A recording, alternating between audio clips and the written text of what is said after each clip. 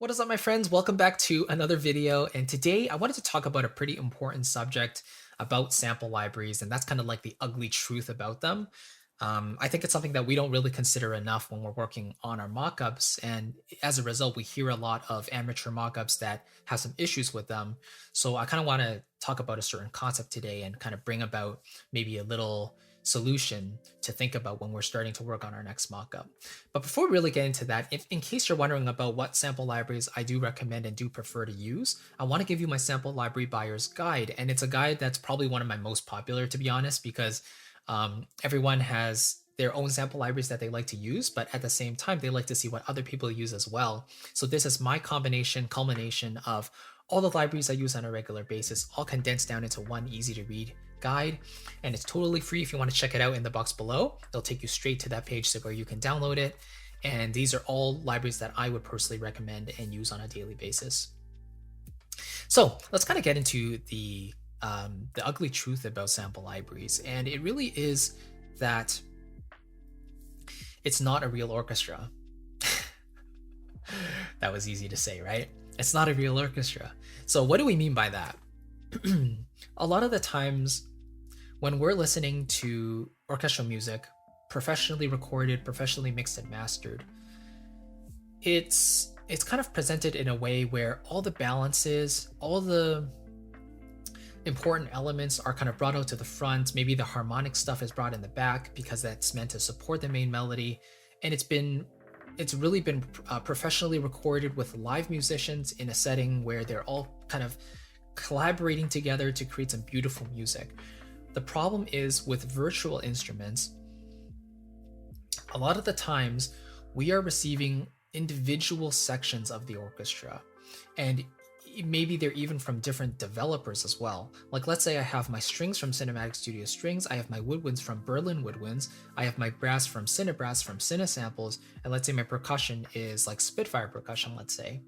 All four different developers means all four different rooms. All these instruments have been recorded in different places, which means that the reverb and also the technique of recording them is all different. And I think that's something we don't really think about when we're doing mockups, is how will these libraries kind of gel together?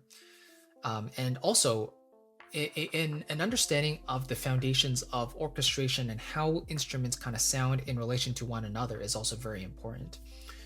So in addition to having libraries fit together and gel together through a similar reverb, right, a similar hall, another thing to think about is the actual volume balances between the instruments, right? So live musicians will not really have to worry about this because they have a conductor in front of them telling them, oh, violins, come down a little bit, flute, come out here, you have a solo, right? Trombones, take it easy, you know?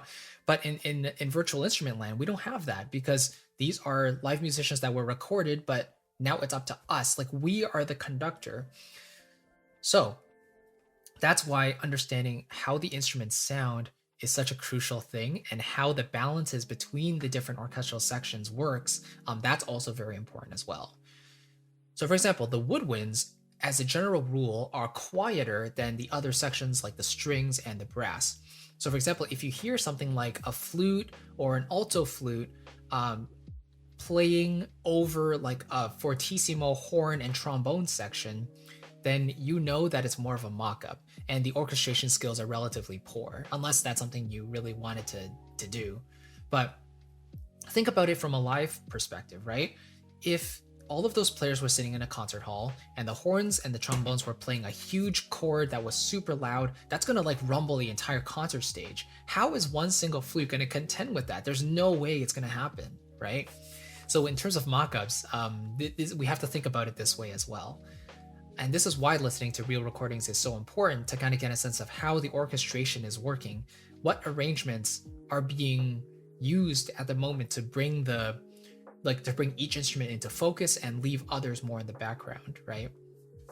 So I think the main consideration I would say is, number one, to think about the consistency between the different libraries. Like, are the libraries all relatively wet? Do they all have a similar type of reverb signature? If they do, then that's a positive. That means putting them all into a similar space will be easier than maybe having a super wet library combined with a very, very dry library, like combining orchestral tools in Teldex with VSL in their studio.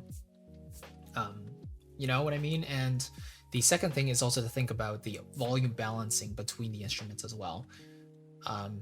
Is a flute naturally quiet? Yes. Is a trombone naturally loud and it's when it's blowing a bit harder? Yes. So you probably don't want the flute to be louder, you know, in your mix than a trombone if they're playing at the same dynamic volume. Yeah, volume balances and also room placement of the different instruments are probably two of the most, I guess, incorrectly applied concepts when it comes to mockups. So that's something to think about when you're working on your next piece. And that's pretty much it. It's a relatively short video, but hopefully this kind of concept of thinking about the orchestra from the live perspective when you're arranging your next piece, think about it that way, right? Think about the actual relative volumes of those different instruments, and if they're playing together, what should naturally come more to the front. And yeah, that's pretty important, I think.